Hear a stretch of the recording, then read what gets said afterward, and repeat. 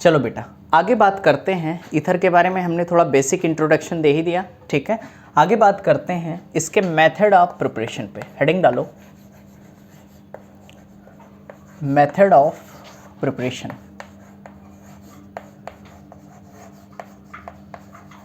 Method of preparation, ठीक है, कि हम लोग ईथर को कौन कौन से मेथड से बना सकते हैं, ठीक है। चलो भैया, पहला मेथड है, ये तो पढ़ ही चुके हो बेटा, फ्रॉम एल्कोहल। फ्रॉम एल्कोहल, हम लोग एल्कोहल से कैसे ईथर बना सकते हैं। देखो भैया, जैसे मैंने लिखा CH3 CH2OH, कल ही रिएक्शन ये पढ़ा है बेटा, याद आना चाहिए। इसकी रिएक्शन करवा दो कंसनट्रेट H2SO4 से, और यहाँ टेम्परेचर होना चाहिए 140 डिग्री सेल्सियस। कितना होना चाहिए?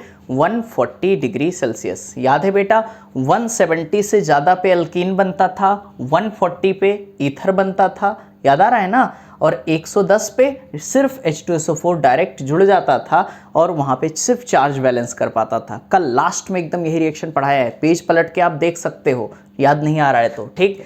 देखो भैया, कंसनट्रेट H2SO4 कितना है? 140 डिग्री सेल्सियस, यहाँ पे इसका टेम्परेचर है। तो बेटा तरीका वही, सेम चीज़, CH3 CH2OH जो लिखा है उसको लिख लो, फिर इसी को दोबारा लिख लो, CH3, अगला है CH2OH, ठीक है। बताओ, यहाँ से OH, यहाँ से H, वाटर निकाल दें, क्या बनेगा? Ether, CH3 CH2O CH2 CH3। देखो नाम क्या है इसका? Diethyl ether. क्या बोलोगे इसको? Diethyl ether. बोलो, इतनी बात समझ में आ रही है, ठीक। तो भाई जब एल्कोहल से हम लोग क्या बना सकते हैं? ईथर, ठीक है। किससे? With concentrate H2SO4, 140 degree Celsius temperature होना चाहिए, ठीक। दूसरा, ये भी रिएक्शन आप पढ़ चुके हो बेटा। दूसरी रिएक्शन है अपने पास एल्कोक्सी, याद करो, एल्कोक्सी मर्क्यूरेशन। एल्कोक्सी मर्क्यूरेशन, ये सब एल्कोहल में हम कवर करवा चुके हैं बेटा, ये सब कंप्लीट करवा दिया है। Alkoxy mercuration demercuration, alkoxy mercuration demercuration, ठीक है। Alkoxy mercuration demercuration. देखो इसमें क्या होता था, याद आना चाहिए आपको, RCH डबल बॉन्ड CH2। हम लोग कोई एल्कीन लेते हैं और इसकी रिएक्शन किससे करवा देते हैं बेटा? याद है, HgOAc का होल ट्वाइस, याद है बेटा, HgOAc का होल ट्वाइस। और यहाँ पर कोई पोलर सॉल्वेंट जैसे ROH हम लोग यूज़ करते हैं, ठीक है। और नीचे क्या प्रेजेंट होता था भैया? NaBH4। क्या लेते थे बेटा? NaBH4, याद आया। तो यहाँ पर बेटा वाटर रिएक्ट नहीं करता था, याद है। ROH कैसे टूटेगा? ये चीज़ H+ और O-, याद है भैया। पहले मुझे बताओ, रिएक्शन तो मैं करा ही दूंगा। आप बेटा OMDM याद है, add H2O with Markovnikov rule, yes. HBO बताओ, हाँ साथ में बोलो, क्या बेटा? Add H2O with anti Markovnikov rule. यहाँ रीअरेंजमेंट होता है क्या? नहीं, यहाँ कोई रीअरेंजमेंट नहीं होगा, याद है ना सब लोग को, ठीक है। चलो खैर आगे बढ़ते हैं। यहाँ पे इसकी रिएक्शन कराते हैं बेटा ROH से, तो नेगेटिव पार्ट उसको दे दो जिसके पास कम H हो, तो इसको दे दोगे आप OR। तो देखो बनेगा क्या? RCH, ये तो ऐसे लिख दिया RCH, और इस कार्बन को क्या दे दिया बेटा? OR। यहाँ पे आपने लिखा OR, और आगे बेटा CH2 के साथ एक H जुड़ गया, तो ये क्या बन जाएगा? CH3। अब देखो, क्या यहाँ पर ये पूरा R ग्रुप हो गया, तो ROR। यहाँ पर भी क्या बन रहा है बेटा? ईथर। बोलो, इतनी बात समझ में आ रही है? कोई डाउट हो तो बताओ। क्या हम लोग एल्कोहल से बना सकते हैं ईथर? क्या बेटा एल्कोक्सी मर्क्यूरेशन से बना सकते हैं ईथर? ठीक है। आओ एक मेथड और, ये भी आपको याद ही होगा, ये भी हम लोग पढ़ चुके हैं। जो तीसरा मेथड है एल्कोहल ईथर बनाने का, वो है विलियमसन सिंथेसिस। हेडिंग डालो, विलियमसन सिंथेसिस। विलियमसन सिंथेसिस, ठीक है। आओ देखो भैया, विलियमसन सिंथेसिस तरीका क्या बताया था? एल्किल हैलाइड लो बेटा, एल्किल हैलाइड, जैसे CH3Cl आपने लिया और इसको रुला दो, एल्किल हैलाइड प्लस रोना, कुछ याद आया? RONA, ठीक है, RONA। बेटा यहाँ से क्या हम लोग NaCl बाहर कर देते थे। इसकी मैकेनिज्म क्या होती थी, याद है आप लोग को? SN2 मैकेनिज्म याद है ना बेटा? यहाँ पे CH3Cl प्राइमरी एल्किल हैलाइड, तो यहाँ पर NaCl बाहर कर दिया तो CH3O और R, देखो CH3OR, और इसे क्या बोलोगे बेटा? ईथर, ठीक है। इसका नाम क्या होता था? विलियमसन्स ईथर सिंथेसिस या फिर विलियमसन्स सिंथेसिस। बोलो इतनी बात समझ में आ रही है? इस मेथड से भी आप क्या बना सकते हो? ईथर बना सकते हो। इस पर एक क्वेश्चन भी कर लेते हैं बेटा, जैसे CH3Cl मैंने प्राइमरी एल्किल हैलाइड दे दिया और इसकी रिएक्शन आपको करानी है CH3C CH3 CH3ONA, और मुझे पूरी उम्मीद है आप इसका प्रोडक्ट लिख सकते हो। बताओ क्या करें? देखो एल्किल हैलाइड प्लस रोना RONA, यही चीज़ तो है। तो बताओ क्या करें बेटा? यहाँ से Cl और यहाँ से Na, ये चीज़ बाहर कर दे यहाँ से, तो NaCl बाहर हो जाएगा।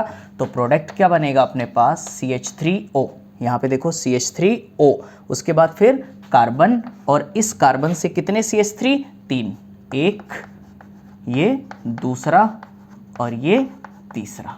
आप खुद देख सकते हो, ठीक है। कोई डाउट हो तो बताओ। इस तरीके से आप क्या फिर से ईथर का फॉर्मेशन कर सकते हो? क्लियर है? तो 3 मेथड हम लोगों ने ईथर के प्रिपरेशन का पढ़ा। पहला क्या पढ़ा बेटा? फ्रॉम एल्कोहल, एल्कोहल से आप ईथर कैसे बनाते हो। अगला क्या पढ़ा? एल्कोक्सी मर्क्यूरेशन, डीमर्क्यूरेशन, इससे भी आप ईथर बना सकते हो। अगला क्या पढ़ा? विलियमसन्स ईथर सिंथेसिस, इस मेथड से भी क्या बना सकते हो? ईथर। बोलो इतनी बात समझ में आ रही है? ठीक, कॉपी करो। चलो बेटा, हम लोगों ने मेथड ऑफ प्रिपरेशन पढ़ लिया। आगे बात करते हैं इसकी केमिकल प्रॉपर्टी की, ठीक है। केमिकल प्रॉपर्टीज़,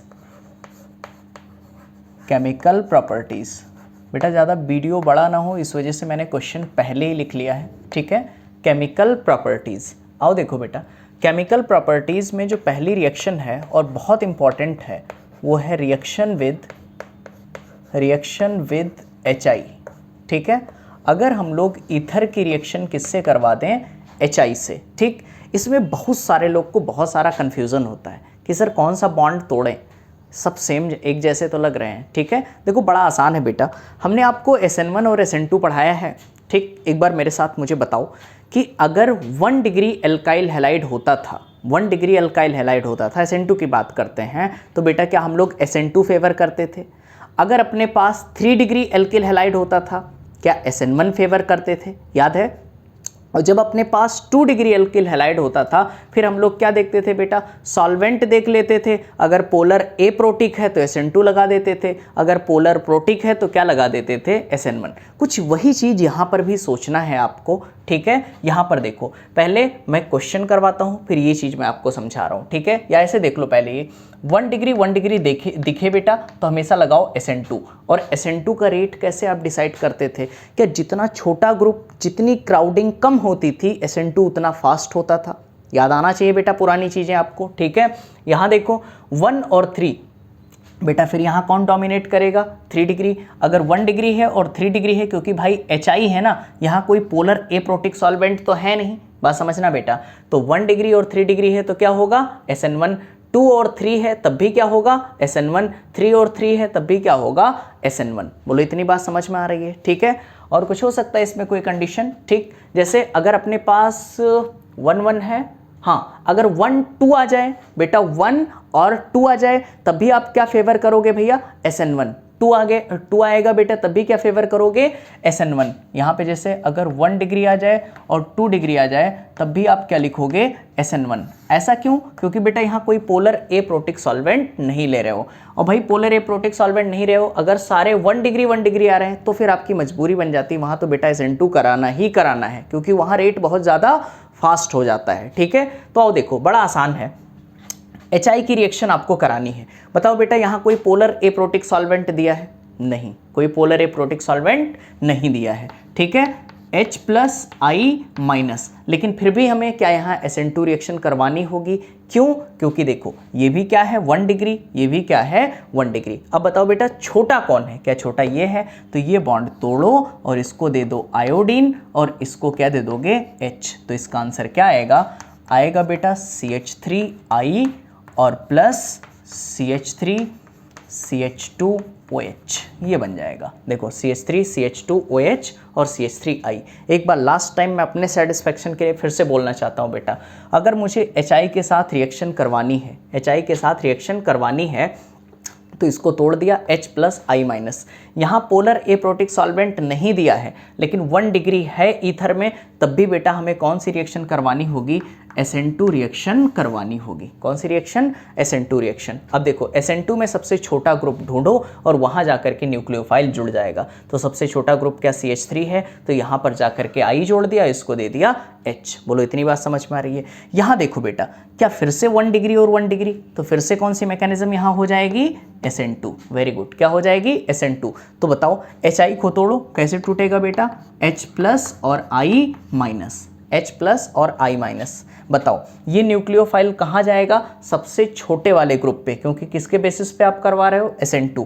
ठीक है, तो यहाँ पे क्या दे दोगे? I और यहाँ क्या दे दोगे आप? H। तो आंसर क्या बना भैया? CH3I। क्या लिख लिया बेटा? CH3I और यहाँ पे क्या बनेगा?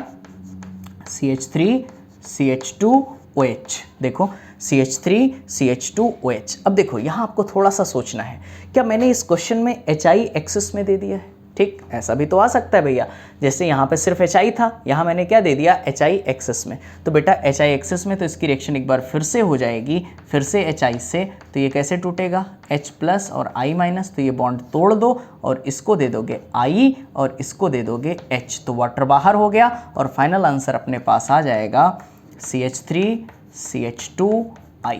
बोलो इतना आसान है? ठीक है, चलो भैया यहाँ की बात करें। अब दिमाग लगाओ बेटा, अपने पास 1 डिग्री भी है और 3 डिग्री भी है। बताओ SN1 की SN2। यस वेरी गुड, क्या होगा? SN1। क्यों?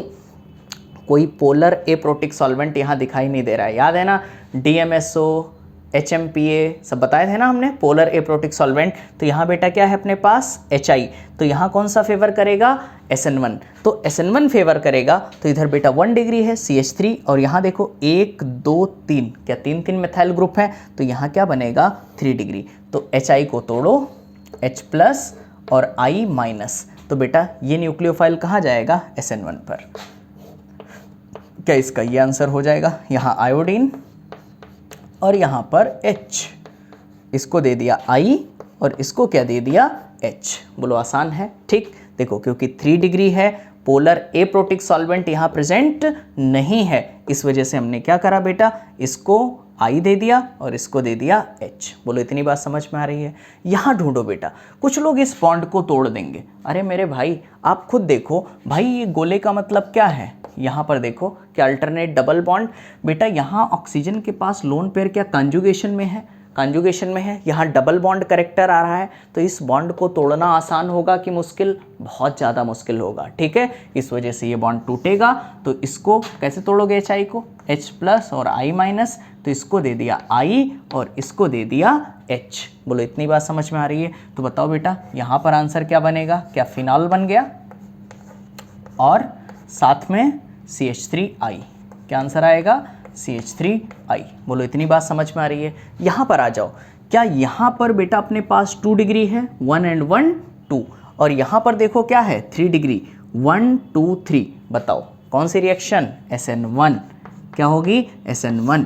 ये बॉन्ड तोड़ो और यहाँ पे क्या दे दोगे आप? आयोडीन और इसको क्या दे दोगे? H। तो देखो बेटा क्या यहाँ पर ये साइक्लोहेक्सेनॉल और साथ में 3 डिग्री एल्काइल हैलाइड, ये बनेगा 3 डिग्री एल्काइल हैलाइड। बोलो इतनी बात समझ में आ रही? यहाँ देखो इस रिएक्शन को भी करवा सकते हो।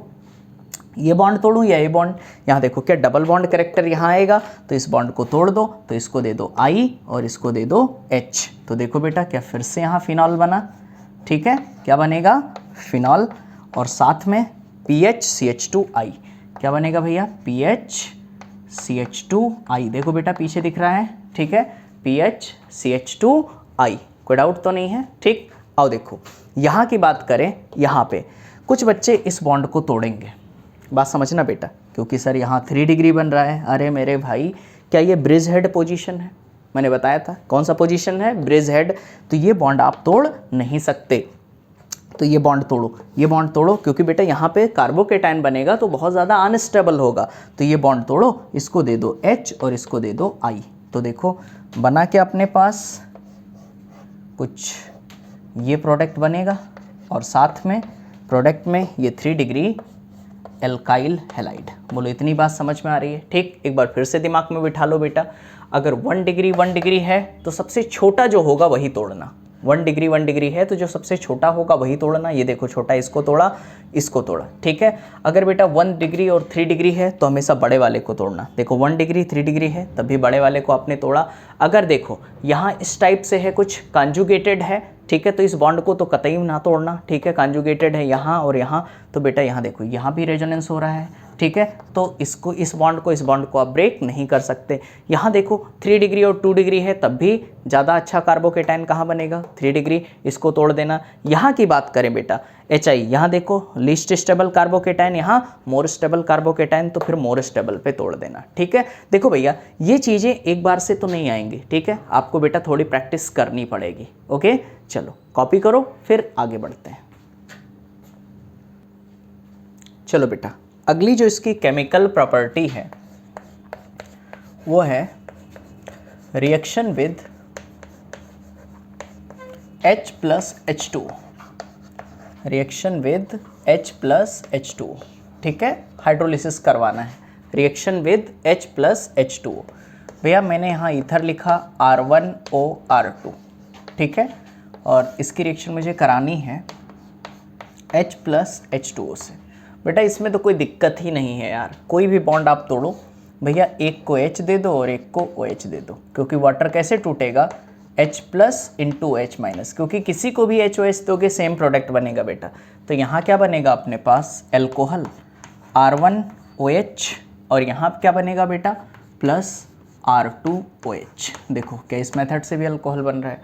आओ देखो इस पे एक क्वेश्चन करते हैं। जैसे इसमें भाई कोई मैकेनिज्म वगैरह नहीं देखना है, क्योंकि बेटा दोनों में सेम प्रोडक्ट बनेंगे।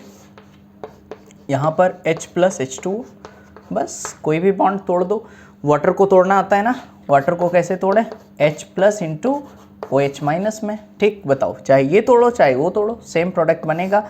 भाई इसको अगर H और OH दोगे, इसको H देना पड़ेगा, इसको H, तब भी सेम प्रोडक्ट बनेगा। अगर इसको H दे रहे हो, इसको H, तब भी सेम प्रोडक्ट बनेगा। तो देखो बेटा क्या इसमें बना अपने पास 3 डिग्री एल्कोहल, क्या बन गया? 3 डिग्री एल्कोहल, और प्लस इसमें क्या बन गया अपने पास? 2 डिग्री एल्कोहल, ठीक है। इसमें बन गया अपने पास 2 डिग्री एल्कोहल। बोलो इतनी बात समझ में आ रही है? ठीक। यहाँ O के साथ भाई ऑक्सीजन मोर इलेक्ट्रोनेगेटिव है तो इसको प्लस वाला दे दिया, ये पॉजिटिव है कार्बन, इसको माइनस वाला दे दिया। बोलो इतनी बात समझ में आ रही है? क्लियर है? ठीक। आओ देखो बेटा, यहाँ पर ये क्वेश्चन देखो, OCH3, मैं ये क्वेश्चन दे रहा हूँ, ठीक है। इसकी रिएक्शन भी करवानी है H प्लस H2O। अब इतने तो आप समझदार हो कि इस बॉन्ड को नहीं तोड़ोगे, क्योंकि ये क्या है? कॉन्जुगेशन में।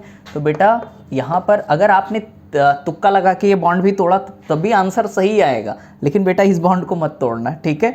यहाँ देखो H प्लस OH माइनस, ठीक, इस बॉन्ड को तोड़ दो। इसको ऑक्सीजन मोर इलेक्ट्रोनेगेटिव तो इसको दिया H, और इसको क्या दिया? OH। तो बताओ बेटा क्या इस मेथड से फिनॉल बन जाएगा? ठीक है, यहाँ बन गया OH, देखो भैया फिनॉल बन गया, और साथ में क्या बनेगा बेटा? CH3OH। बोलो इतनी बात समझ में आ रही है? क्लियर है? ठीक है। तो बेटा आप इसे कॉपी कर लो, क्योंकि हमें 1-2 टेस्ट पढ़ने हैं एल्कोहल पे, ठीक है। अब इसे कॉपी कर लो, फिर आगे बढ़ते हैं। आओ भैया देखो, अपने पास एल्कोहल के 2 टेस्ट हैं बेटा, इस पे क्वेश्चन पूछे जा सकते हैं, तो इस वजह से आओ देख लेते हैं। टेस्ट ऑफ एल्कोहल, एल्कोहल का टेस्ट करना है, नॉट टेस्ट, ठीक है। चलो भैया आप पता लगे आज जा कर के पीने लगे, ठीक। यहाँ देखो भैया इस समय केवल एल्कोहल हाथों में लगाओ बेटा। यहाँ पे देखो विक्टर मेयर टेस्ट, इसकी बात करें, इसको विक्टर मेयर टेस्ट को एक नाम और देते हैं RBC टेस्ट। क्या बोलोगे? RBC test. बात समझो बेटा, अगर RBC का मतलब क्या है? R मतलब रेड कलर, B मतलब ब्लू कलर, C मतलब कलरलेस। अगर हम लोग विक्टर मेयर टेस्ट कराते हैं, 1 डिग्री अल्कोहल है तो हमें कौन सा कलर मिलता है बेटा, रेड कलर, ठीक है। 2 डिग्री अल्कोहल है तो कौन सा कलर मिलता है, ब्लू कलर, ठीक है। और 3 डिग्री अल्कोहल है तो क्या होगा बेटा, कलरलेस, ठीक है। किसी को RCB तो नहीं नजर आ रहा है, ठीक है। क्या नजर आना चाहिए बेटा, RBC, नॉट RCB, ठीक है। यहाँ देखो RBC, R का मतलब रेड, B मतलब ब्लू, C मतलब कलरलेस। बोलो इतनी बात समझ में आ रही है, ठीक है। तो अगर अपने पास 1 डिग्री अल्कोहल है, जब विक्टर मेयर टेस्ट कराएंगे तो कौन सा कलर मिलेगा बेटा, रेड कलर, ठीक है। अगर 2 डिग्री अल्कोहल है तो विक्टर मेयर टेस्ट में ब्लू कलर मिलता है, ठीक है। 3 डिग्री अल्कोहल है तो क्या होगा, कलरलेस, ठीक है। उतना ज़्यादा इंपॉर्टेंट नहीं बेटा, फिर भी आप याद रखो, इसलिए मैंने इसको बहुत ज़्यादा डिटेल में नहीं बताया, बस इतना बता दिया, RBC red, blue, colourless, 1 degree, 2 degree, 3 degree, इसे क्या बोलते हो, विक्टर मेयर टेस्ट। बस इतना पहले तो नाम ही याद रखना है कि विक्टर मेयर टेस्ट कब यूज़ होता है, तो आप बोलोगे अल्कोहल को टेस्ट करने के लिए, ठीक है। आओ देखो बेटा, इसकी बात करें, अगला है अपने पास केन टेस्ट। इसकी बात करें केन टेस्ट, ठीक है। हो सकता है कुछ लोग ये ना पढ़े हो, ठीक है। इसका नाम पूरा है सेरिक अमोनियम नाइट्रेट टेस्ट। क्या बोलते हो, सेरिक अमोनियम नाइट्रेट टेस्ट। जैसे बेटा आपने यहाँ पे अल्कोहल लिया, अल्कोहल ले लिया, ठीक है, और इसकी रिएक्शन किससे करा दी, सेरिक अमोनियम नाइट्रेट। देखो बेटा सेरिक अमोनियम नाइट्रेट से इसकी रिएक्शन करा दी, ठीक है। और इसका कलर क्या होता है, सेरिक अमोनियम नाइट्रेट, ठीक है, येलो कलर होता है। इसका कलर क्या होगा, येलो कलर। जैसे आपको पता करना है कि इसमें अल्कोहल है या नहीं है। जैसे देखो भाई क्या किया, इसमें जैसे ROH भरा हुआ है, अब हमें पता थोड़ी है कि इसमें पहले से अल्कोहल है, ठीक है। अब यहाँ पे देखो इसमें क्या डाल दिया आपने, सेरिक अमोनियम नाइट्रेट इसमें डाल दिया। अगर वो सेरिक अमोनियम नाइट्रेट कौन सा कलर देने लगता है बेटा, रेड कलर, मतलब इसमें भरा हुआ चीज़ क्या है, अल्कोहल। बोलो इतनी बात समझ में आ रही है, ठीक है। तो इसको ऐसे याद रख सकते हो, देखो बेटा येलो से कौन सा कलर दे रहा है, रेड, और यहाँ पे टेस्ट का नाम क्या है, केन टेस्ट, ठीक है। अब आप मुझे बताओ, यहाँ पे वाई हो गया, येलो कलर से कौन सा टेस्ट मिल रहा है मुझे, सॉरी कौन सा कलर मिल रहा है, रेड। येलो से कौन सा मिल रहा है बेटा, रेड, ठीक है। और टेस्ट कौन सा है, केन टेस्ट। क्या बोलते हो, केन टेस्ट, ठीक है। तो इसको ऐसे याद रख सकते हो कि यारी आप लोग निभाते हो ना, ठीक है, दोस्ती करते हो बेटा, पार्टी वार्टी करते हो, क्या बियर वेयर चलती है, दारू वारू।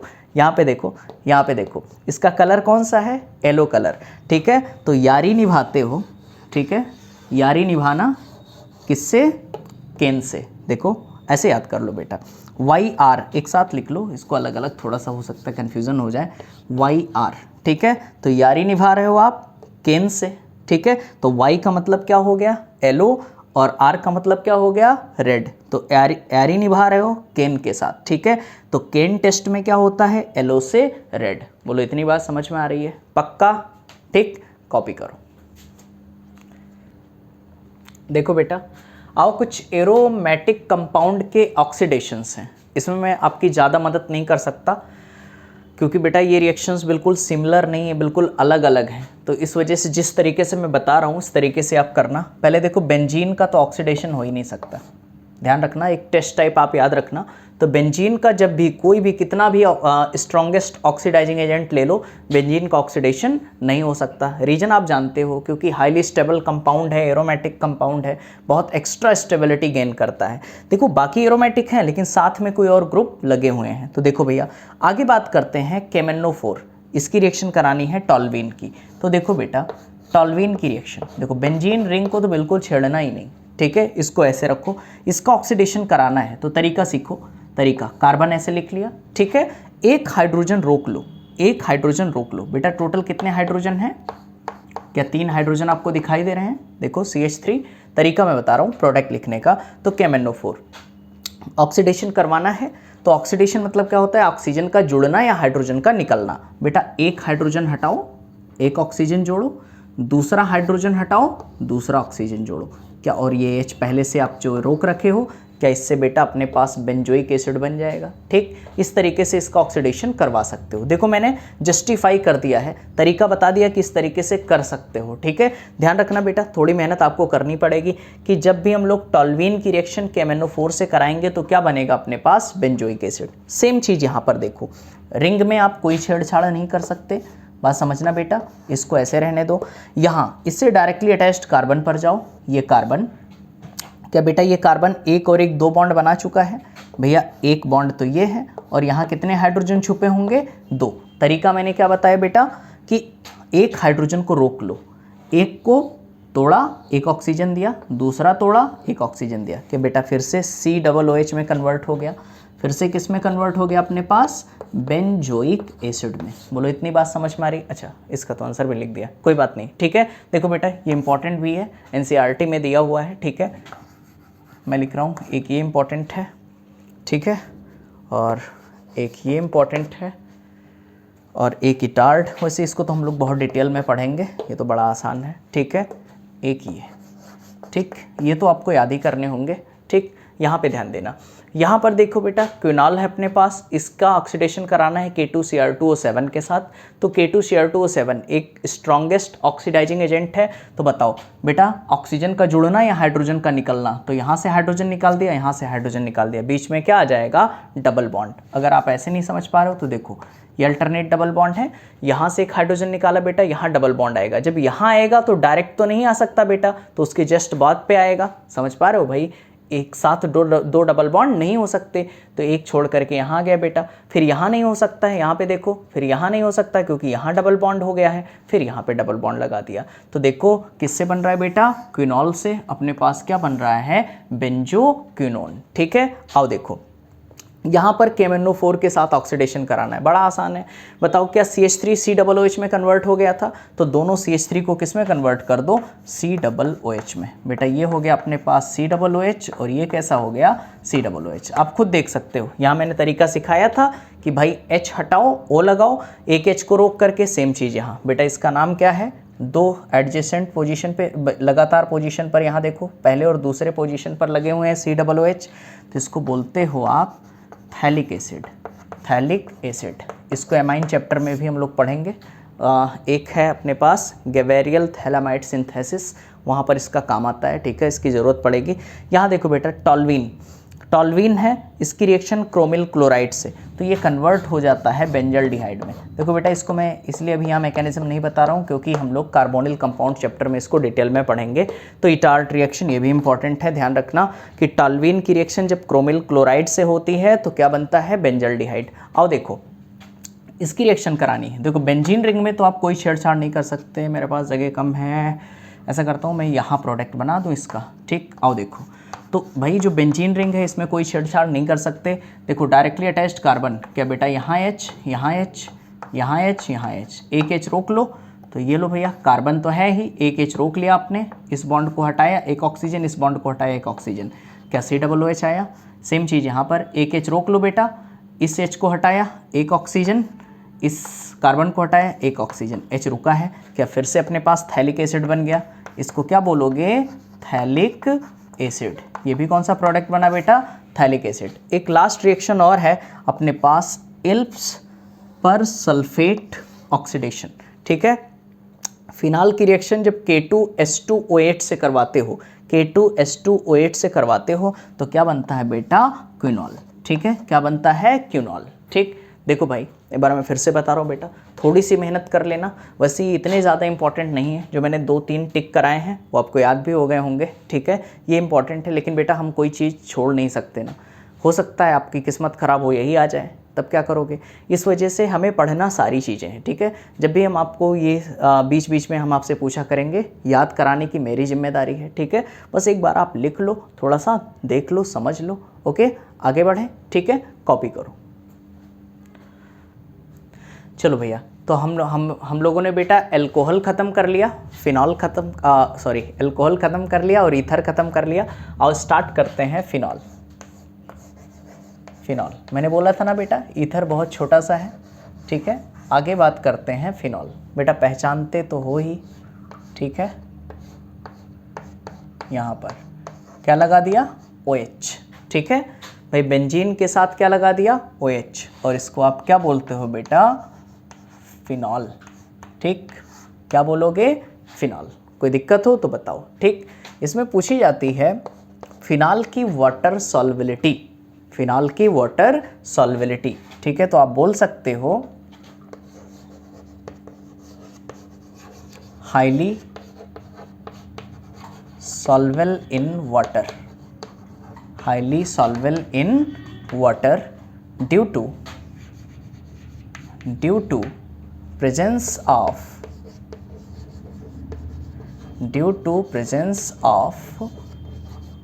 hydrogen bonding, due to presence of hydrogen bonding। जो फिनाल होता है वो बेटा वाटर में हाईली सॉल्युबल होता है। जो फिनाल है वो वाटर में क्या होते हैं, बहुत ज़्यादा सॉल्युबल होते हैं। क्यों, क्योंकि फिनाल वाटर के साथ क्या शो करता है, हाइड्रोजन बॉन्डिंग। अगर आप देखना चाहो तो देख सकते हो, यहाँ पर देखो मैंने यहाँ पर फिनाल ले लिया बेटा, ठीक, और वाटर ले लो। बताओ भैया, क्या यहाँ जो हाइड्रोजन जुड़ा है मोर इलेक्ट्रोनेगेटिव एटम के साथ जुड़ा है, और ऑक्सीजन के पास क्या है, लोन पेयर ऑफ इलेक्ट्रॉन। ठीक है, तो ये loan pair of electron hydrogen के साथ बॉन्डिंग कर सकता है। बोलो इतनी बात समझ में आ रही है। तो highly soluble in water due to presence of hydrogen bonding. तो पहला पॉइंट लिखो और इसे कॉपी करो। ठीक है, कोई दिक्कत, कॉपी कर लो। आओ देखो बेटा, एक और चीज़ मैंने बताया कि फिनाल जो होता है वो वाटर में क्या होता है, हाईली सॉल्युबल होता है due to presence of hydrogen bonding. दूसरी चीज़ पूछी जा सकती है बॉइलिंग पॉइंट। ठीक है, तो ये भी बेटा फिनाल का बॉइलिंग पॉइंट भी क्या होता है, हाई होता है, ज़्यादा होता है। क्योंकि आप खुद देखो बेटा, जो फिनाल है, ठीक है, इसमें अभी मैंने बताया क्या वाटर के साथ हाइड्रोजन बॉन्डिंग होती है, वाटर के साथ क्या होती है, हाइड्रोजन बॉन्डिंग। और ये हाइड्रोजन बॉन्डिंग अलग अलग कंपाउंड के बीच में हो रही है, दो के बीच में हो रही है, तो इसे नाम क्या देते हो, इंटर या इंट्रा। हाँ, वेरी गुड, क्या बोलोगे बेटा, intermolecular hydrogen bonding, intermolecular hydrogen bonding. बोलो इतनी बात समझ में आ रही है। ठीक है, कि भाई फिनाल में क्या होता है, वाटर के साथ ये क्या शो करता है बेटा, इंटरमॉलिक्यूलर हाइड्रोजन बॉन्डिंग, इसीलिए इसका बॉइलिंग पॉइंट भी क्या होता है, हाई होता है। बॉइलिंग पॉइंट क्या होता है बेटा, हाई। ठीक है, तो हमेशा ध्यान रखो कि फिनाल का बॉइलिंग पॉइंट भी क्या होता है, ज़्यादा होता है, वाटर सॉल्युबिलिटी भी क्या होता है, ज़्यादा होता है। ठीक, देखो जैसे हम लोगों ने बेटा एल्कीन का टेस्ट पढ़ा था, एल्कीन का टेस्ट पढ़ा था, एल्कोहल का टेस्ट पढ़ा था, आओ फिनाल का भी टेस्ट पढ़ते हैं, किसके साथ रिएक्शन देता है, किसके साथ नहीं। तो ऐसे लिख सकते हो, टेस्ट ऑफ फिनॉल। ठीक है, मैं कुछ रिएक्शन लिख रहा हूँ, आपको बताना है कि बेटा फिनाल इनके साथ रिएक्शन देगा या नहीं देगा। ठीक, बड़े आसान है। आओ देखो स्टार्ट करते हैं। फिनाल की रिएक्शन पहले मुझे करानी है सोडियम से, पहली रिएक्शन है इसकी सोडियम से। दूसरी रिएक्शन है बेटा NaOH से। ठीक, तीसरी रिएक्शन है NaNH2 से, NaNH2 से। फोर्थ रिएक्शन है अपने पास CH3MgCl से, CH3MgCl से।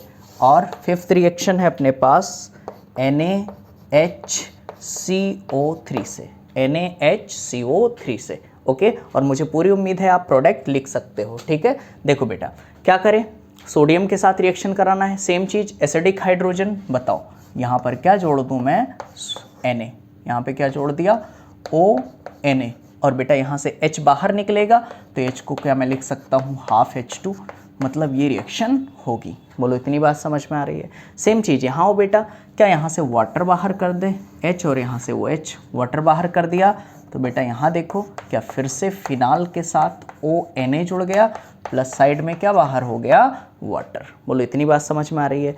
NaNH2 की बात करें, NaNH2 तो बेटा यहाँ से H और यहाँ से NH2, क्या NH3 बाहर हो जाएगा, और यहाँ पे बेंजीन के साथ क्या जुड़ेगा, ONa, और साथ में क्या बाहर होगा, NH3। ध्यान देना, NH2 और NH3 बाहर हो गया, और यहाँ क्या बन गया, ONa। सेम चीज़ यहाँ देखो बेटा, मैंने बताया था, याद करो, OH, SH, NH और ट्रिपल बॉन्ड CH, उनके साथ जुड़ा हुआ हाइड्रोजन ग्रिग्नार्ड रिएजेंट से मिल करके एल्केन का फॉर्मेशन करता है। तो देखो ये कैसे टूटेगा, CH3 माइनस में और MgCl प्लस में। तो यहाँ का CH3 और यहाँ का हाइड्रोजन क्या बेटा CH4 बनेगा। क्या बनेगा, CH4। बोलो इतनी बात समझ में आ रही है, ठीक है। तेज तो नहीं पढ़ा रहे हैं, पक्का, ठीक है, वेरी गुड। आओ देखो बेटा, यहाँ पर CH3 और यहाँ का H क्या बना दिया भैया, CH4। आगे देखो इस फिनाल के साथ जो O जुड़ा है ये किसके साथ जुड़ जाएगा, Mg। तो देखो Mg और Cl ये तो जुड़ा ही है, MgCl, और इसके साथ क्या जुड़ जाएगा, O, ठीक, और ये फिनाल। बोलो इतनी बात समझ में आ रही है, ठीक है। आओ देखो NaHCO3, यहाँ पर जो आप एक्सपेक्ट करोगे एक्सपेक्टेड प्रोडक्ट, यहाँ पर देखो H और HCO3, तो सोचोगे बेटा कि यहाँ बन सकता है H2CO3 और यहाँ पर Na जुड़ जाएगा। तो आप ये सोच सकते हो, बिल्कुल सोच सकते हो कि यहाँ ONA बनेगा, बट क्या ये टेस्ट देगा, नहीं, ये टेस्ट नहीं देगा, क्योंकि ये क्या है, एक वीक एसिड है और ये क्या है, एक स्ट्रॉन्ग एसिड है कंपैरिजन टू फिनॉल। और बेटा आप खुद बताओ वीक से स्ट्रॉन्ग की तरफ रिएक्शन होती है क्या, नहीं होती है। ओके, तो आप कॉपी करो, फिर आगे बढ़ते हैं। आओ बेटा आगे बात करते हैं इसकी केमिकल प्रॉपर्टीज़ की, ठीक है, कि फिनाल की केमिकल प्रॉपर्टीज़ कौन कौन सी हैं। वो फर्स्ट है अपने पास फ्रीडल क्राफ्ट एल्काइलेशन, ये तो बहुत बार हो चुका है यार, फ्रीडल क्राफ्ट एल्काइलेशन। देखो बेटा अब यहाँ पे फिनाल के साथ इसकी रिएक्शन करानी है, तो आपने लिया फिनाल और इसकी रिएक्शन आप करवा दो बेटा, एल्काइलेशन है तो यहाँ पर देखो एल्किल हैलाइड लिया CH3Cl और यहाँ पर प्रेजेंस किसकी होती है, AlCl3 की। बट बेटा आप यहाँ एक गलती कर सकते हो, पुराने लेक्चर्स याद करो मेरे पास, मेरे वाले, ठीक है। यहाँ पर क्या ऑक्सीजन के पास लोन पेयर ऑफ इलेक्ट्रॉन है, ऑक्सीजन के पास क्या है बेटा, लोन पेयर ऑफ इलेक्ट्रॉन, ठीक है। ऑक्सीजन के पास क्या है, loan pair of electron. Lone pair of electron होने की वजह से क्या ये प्लस M इफेक्ट शो करेगा, ठीक है। और आप खुद मुझे बताओ प्लस M इफेक्ट वाले क्या आर्थो और पैरा डायरेक्टिंग होते हैं, यस, वेरी गुड, ठीक है। अगर ये चीज़ आपको याद आ रहा है तो अच्छी बात है बेटा, नहीं तो आप रिवीजन करना स्टार्ट करो। देखो ऑक्सीजन के पास क्या है, loan pair of electron, lone pair की वजह से कौन सा इफेक्ट शो करेगा, प्लस M, और प्लस M होते हैं आपके ऑर्थो और पैरा डायरेक्टिंग। बताओ बेटा ग्रुप के जस्ट बाद वाला पोजीशन क्या होगा, आर्थो, फिर मेटा और फिर क्या होगा, para.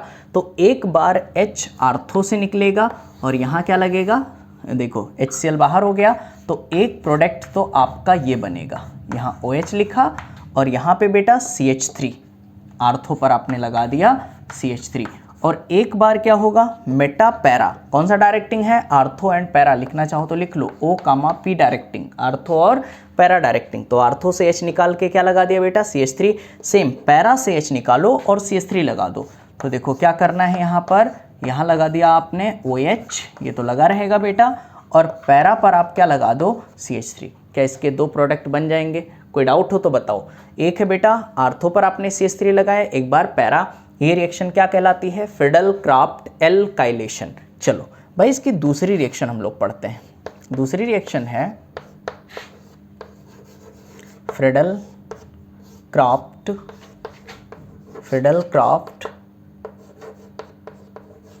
Acylation, Friedel Crafts acylation, ठीक है। फ्रीडल क्राफ्ट एसाइलेशन में क्या होगा, ये भी बहुत आसान है बेटा। यहाँ पे करना क्या है भाई, फिनाल तो लेना ही है, फिनाल आपने ले लिया, बड़ा आसान है बेटा। अब यहाँ अब याद करो क्या एल्काइल ग्रुप की जगह इस बार एसिटिल ग्रुप हम लोग यूज़ करेंगे, CH3COCl, क्या ये ग्रुप यूज़ करेंगे। प्रेजेंस किसकी होनी चाहिए, AlCl3 की, किसकी बेटा, AlCl3 की। आप खुद मुझे बताओ क्या ऑक्सीजन के पास लोन पेयर, बेटा लोन पेयर की वजह से OH कौन सा इफेक्ट, प्लस M, बार बार बोल रहा हूँ बेटा, और प्लस M कौन से डायरेक्टिंग, आर्थो और पैरा डायरेक्टिंग। तो देखो इस ग्रुप के जस्ट बाद वाली पोजीशन आर्थो, फिर मेटा और फिर पैरा, तो यहाँ से H निकालो और यहाँ से Cl, HCl बाहर हो गया, क्या CO CH3 यहाँ जोड़ दो। तो बेटा यहाँ पर आपने जोड़ा OH और यहाँ पर क्या हो जाएगा CO CH3, क्या एक ये प्रोडक्ट बनेगा आर्थो प्रोडक्ट। और बताओ क्या एक बार सेम प्रोसेस पैरा पर भी होगा, यहाँ लगा दो OH और यहाँ पर पैरा पर क्या होगा COCH3। बोलो इतनी बात समझ में आ रही है? ठीक है, तो एक बार यहाँ देखो आर्थो से H और Cl निकाल दिया, COCH3 आर्थो पर लगा दिया, और एक बार बेटा पैरा पर आपने क्या लगा दिया? COCH3। बोलो इतनी बात समझ में आ रही है? ठीक है, तो देखो एक मैंने पढ़ाया फिडल क्राफ्ट एल्काइलेशन, दूसरा क्या पढ़ाया? Fiddle Crafts acylation. ये दोनों इसकी केमिकल प्रॉपर्टीज हैं। कॉपी करो, फिर आगे बढ़ते हैं। चलो बेटा आओ अगली रिएक्शन आगे है। जो अगला रिएक्शन है वो है Br2CH2 से। ठीक है, Br2 ब्रोमीन आप जानते हो, और ये क्या है? Carbon disulphide. देखो बेटा फिनाल ले लो, फिनाल, ठीक, और इसकी रिएक्शन किससे करानी है मुझे? Br2 से, प्रेजेंस ऑफ CH2। बेटा ये चीज़ आपको याद आनी चाहिए, मैंने सिखाया था। देखो भैया कार्बन कितने बॉन्ड बनाता है? 4, और कितने सल्फर हैं? 2, दोनों डबल से जोड़ दिए। बेटा कार्बन के पास कोई लोन पेयर बचा नहीं, तो नो लोन पेयर, क्या बोलोगे? Non polar. बताओ CH2 कैसा है? एक नॉन पोलर सॉल्वेंट। क्लियर? बताओ जब नॉन पोलर सॉल्वेंट होता था, ऑक्सीजन के पास lone pair of electron, lone pair की वजह से कौन सा इफेक्ट बेटा? क्या? Plus M. बोलो, और प्लस यम कैसे डायरेक्टिंग होते हैं? आर्थो और पैरा। और अगर नॉन पोलर सॉल्वेंट है तो एक बार ब्रोमीन को कहाँ लगाओगे? आर्थो पर, और एक बार ब्रोमीन को कहाँ लगाओगे भैया? पैरा पर। क्या बेटा अलग अलग प्रोडक्ट बनेंगे? ठीक है, इसकी रेट थोड़ी क्या होगी? स्लो होगी। इसलिए बेटा एक बार ये कहाँ जाएगा? आर्थो पर, और एक बार कहाँ जाएगा? पैरा पर। आओ सेम रिएक्शन हम लोग यहाँ पर, अगर हम लोग Br2 की रिएक्शन करा दें पोलर सॉल्वेंट की प्रेजेंस में, वाटर के साथ इसकी रिएक्शन करवा दें, तो क्या होगा भैया? क्या यहाँ पर फिनाल लगा दें? बेटा OH लिख दिया, ठीक है, और इसकी रिएक्शन मैं करवा दूँ Br2H2O। क्या एक पोलर सॉल्वेंट आ गया? अब ध्यान देना, क्या ऑक्सीजन के पास लोन पेयर ऑफ इलेक्ट्रॉन? फिर से क्या होगा बेटा? आर्थो और पैरा डायरेक्टिंग। यहाँ देखो कोई ग्रुप है, उसके जस्ट बाद वाली पोजीशन क्या होगी? आर्थो। आर्थो के जस्ट बाद वाली पोजीशन क्या होगी? मेटा। मेटा के जस्ट बाद क्या होगा? पैरा। अब देखो इसमें अलग अलग प्रोडक्ट नहीं बनेंगे। ऐसा क्यों बेटा? क्योंकि इसका रेट फास्ट होगा। यहाँ पे क्या प्रेजेंट है? Polar solvent. तो ये फटाफट बेटा दोनों पोजीशन पर जाएगा, लेकिन दो अलग अलग प्रोडक्ट नहीं बनेंगे। यहाँ क्या बनेगा? OH। ये आर्थो है, ग्रुप के जस्ट बाद ये क्या है? आर्थो, और फिर मेटा, ये भी क्या होगा? मेटा, और ये क्या होगा? पैरा। लेकिन लोन पेयर की वजह से कौन सा डायरेक्टिंग है? आर्थो और पैरा डायरेक्टिंग। तो बेटा हम ग्रुप को आर्थो पर और कहाँ जोड़ेंगे? पैरा पर। तो देखो ब्रोमीन को यहाँ आर्थो पर, इस आर्थो पर, और यहाँ क्या जोड़ेंगे? पैरा पर। बोलो इतनी बात समझ में आ रही है? नाम भी लिख सकते हो, 1 2 3 4 5 एंड 6। बोलो बेटा क्या लिखूं?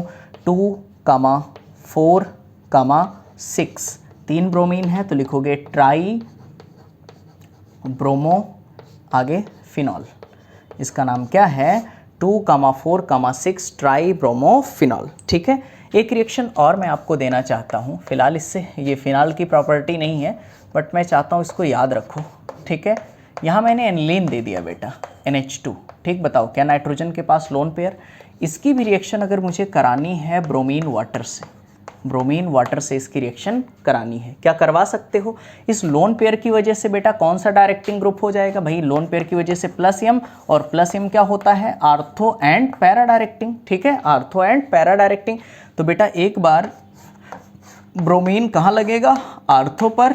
अब बताओ सॉल्वेंट कैसा है? पोलर। तो पोलर क्या एक ही मॉलिक्यूल में या अलग अलग? एक ही में। ठीक है, तो यहाँ पर लगा दो ब्रोमीन, और यहाँ पर लगा दो ब्रोमीन, और यहाँ पर लगा दो ब्रोमीन। बोलो इतनी बात समझ में आ रही है? ठीक है, तो यहाँ पर बेटा क्या हो जाएगा? 2, 4, 6 ट्राई ब्रोमो एनिलीन। बोलो इतनी बात समझ में आ रही है? क्लियर है? तो ध्यान रखो बेटा, जब भी अपने पास पोलर सॉल्वेंट हो, जैसे वाटर हो गया, पोलर सॉल्वेंट हो तो एक ही मॉलिक्यूल के आर्थो और पैरा पोजीशन पे आप प्रोडक्ट बना दिया करो। अगर नॉन पोलर सॉल्वेंट है तो दो अलग अलग मॉलिक्यूल लिया करो, एक बार आर्थो पर जोड़ो और एक बार पैरा पर। बोलो इतनी बात समझ में आ रही है? कोई पूछे क्यों, आप बोल सकते हो इसका रेट स्लो है, इसका रेट क्या है? फास्ट है। ठीक है, कॉपी करो, फिर आगे बढ़ते हैं। चलो भैया, तो ब्रोमीन वाटर के साथ आपने रिएक्शन करवा ली। अगली जो रिएक्शन है बेटा नाइट्रेशन। अगला है अपने पास नाइट्रेशन। नाइट्रेशन करवानी है। चलो भाई हमने फिनाल ले लिया, ठीक, क्या ले लिया बेटा, फिनाल। अब इसकी रिएक्शन मुझे करवानी है डाइल्यूट HNO3 से, या बेटा यहाँ पर ऐसे लिखा हो सकता है लो टेम्परेचर, ठीक है। अगर यहाँ पे डाइल्यूट नहीं लिखा है, सिर्फ HNO3 और लो टेम्परेचर लिखा है, तब भी सेम रिएक्शन होगी।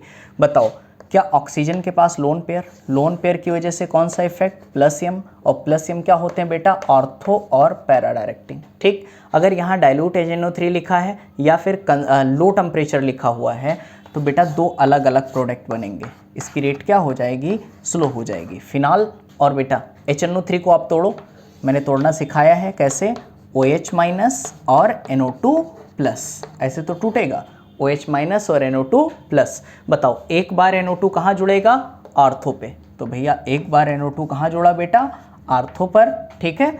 और एक बार फिर कहाँ जोड़ोगे आप इसे, पैरा पर, OH, और यहाँ पे क्या जोड़ दिया बेटा, पैरा पर। बोलो इतनी बात समझ में आ रही है, ठीक है। यहाँ पे ध्यान देना, इसका नाम क्या है बेटा, ऑर्थो नाइट्रोफिनॉल, इसका नाम क्या है, आर्थो नाइट्रोफिनॉल।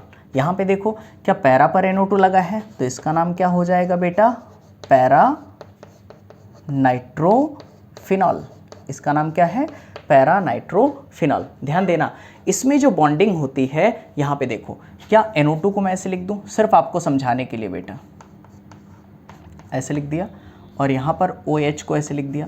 बताओ क्या यहाँ ऑक्सीजन और हाइड्रोजन के बीच में इंट्रामॉलिक्यूलर हाइड्रोजन बॉन्डिंग हो रही है, ठीक, तो इसे क्या बोलते हो, इंट्रामॉलिक्यूलर हाइड्रोजन बॉन्डिंग। एक और कंपाउंड ला दोगे तो ये भी हाइड्रोजन बॉन्डिंग शो करेगा, लेकिन बेटा इसे क्या बोलते हो, इंटरमॉलिक्यूलर हाइड्रोजन बॉन्डिंग, ठीक है। तो इस तरीके से डाइल्यूट HNO3 लो टेम्परेचर पर ये रिएक्शन होगी, ठीक। चलो यही चीज़ थोड़ा सा चेंज करते हैं इसमें।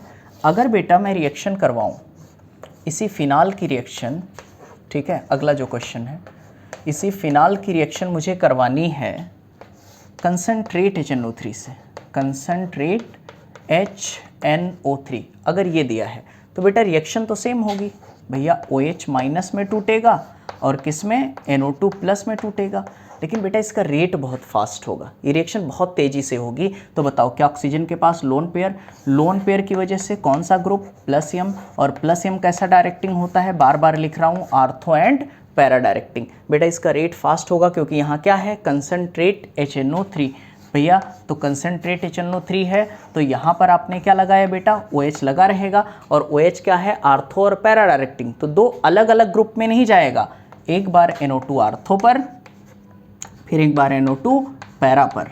क्या इसका ये भी आर्थो ग्रुप खाली है, यहाँ पर भी क्या जुड़ जाएगा, NO2, ठीक। बोलो इतनी बात समझ में आ रही है। नाम लिखना चाहो तो लिख सकते हो, 1 2 3 4 5 6, क्या लिखोगे बेटा, 2, 4, 6, try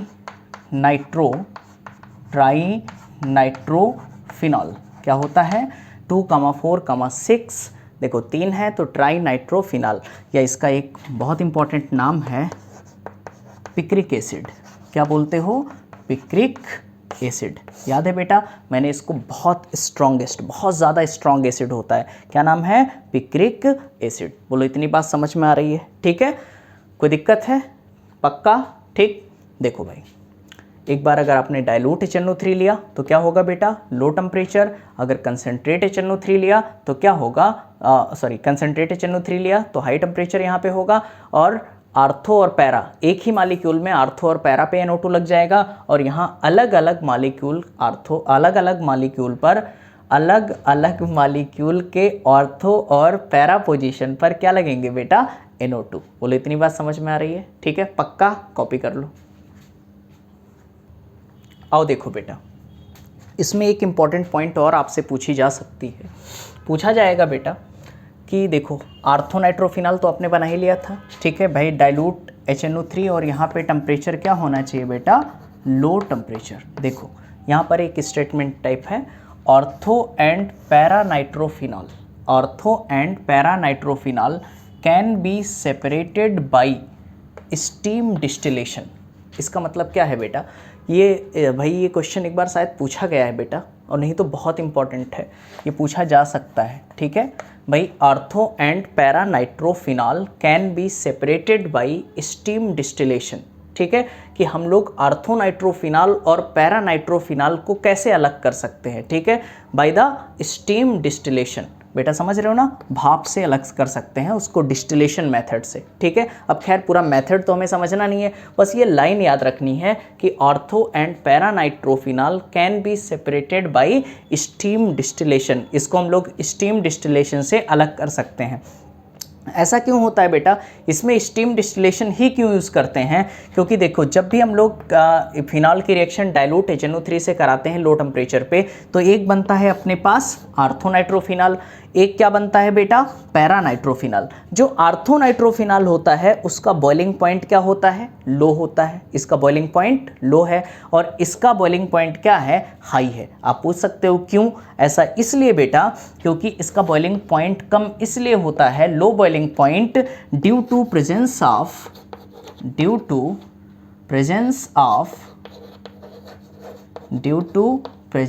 of intramolecular hydrogen bonding, due to intramolecular hydrogen bonding. बेटा इसमें क्या प्रेजेंट होता है, इंट्रामालिकुलर हाइड्रोजन बॉन्डिंग, और इसमें कैसी बॉन्डिंग होती है, इंटरमालिकुलर। इसमें क्या होती है, इंटरमालिकुलर। और हमने केमिकल बॉन्डिंग में पढ़ा है बेटा कि भाई इंट्रामालिकुलर, जहाँ पे इंट्रामालिकुलर हाइड्रोजन बॉन्डिंग होगी वहाँ पर बॉइलिंग पॉइंट क्या होगा, लो होगा। जहाँ इंटरमालिकुलर हाइड्रोजन बॉन्डिंग होगी वहाँ बॉइलिंग पॉइंट क्या होगा, हाई होगा। तो बेटा ध्यान देना, लो बॉइलिंग पॉइंट इसका है और इसका क्या है, हाई बॉइलिंग पॉइंट। तो दोनों को हम लोग अलग कर सकते हैं by the steam distillation. By the, देखो बेटा, ortho nitrophenol and para nitrophenol can be separated by the steam distillation. हम लोग आर्थो नाइट्रोफिनॉल और पैरा नाइट्रोफिनॉल को किससे अलग कर सकते हैं, स्टीम डिस्टिलेशन मेथड से। ठीक, ऐसा क्यों आपके सामने है, low boiling point, high boiling point. और ऐसा क्यों होता है लो और हाई, क्योंकि इसमें प्रेजेंट होता है इंट्रामालिकुलर हाइड्रोजन बॉन्डिंग, इसमें क्या प्रेजेंट होता है, इंटरमालिकुलर हाइड्रोजन बॉन्डिंग। सबको क्लियर है। आगे देखो बेटा, ये भी क्वेश्चन पूछा जा सकता है कि ब्रोमीन वाटर टेस्ट कौन देते हैं, जो रिएक्शन देते हैं। भाई एल्कीन देता है, बिल्कुल। एल्काइन देता है, बिल्कुल। बेटा फिनाल अभी आपने कराई, एनिलीन अभी आपने रिएक्शन कराई है। यहाँ पे देखो ऑक्सीजन के पास लोन पेयर, तो कौन सा इफेक्ट देगा, प्लस एम, और प्लस एम मतलब आर्थो पर बेटा भी ब्रोमीन लग जाएगा और पैरा पर भी ब्रोमीन लग जाएगा। तो आप इस तरीके से सारी चीज़ें आप याद कर सकते हो। ठीक है, इसमें बस बहुत थोड़ा सा बचा है। ठीक है, तो इस चैप्टर को कंप्लीट होने में बेटा अभी बिल्कुल कंप्लीट तो नहीं हुआ है फिलहाल, अभी इसमें काफ़ी चीज़ें बची हुई हैं। ठीक है, तो वो हम लोग फिर अगले लेक्चर में कंप्लीट करेंगे। ठीक है, तो आप कॉपी करो और बेटा लगातार पढ़ते रहो। और सबसे इंपॉर्टेंट चीज़ भैया, वीडियो को आप लाइक कर दिया करो बेटा, उससे आपको हमें बहुत सपोर्ट मिलता है। ठीक है, आप लोग भूलो नहीं। ओके, तो फिर कंप्लीट किया जाए, पक्का बेटा, पूरा लेक्चर देखा करो। ठीक है, थैंक यू सो मच।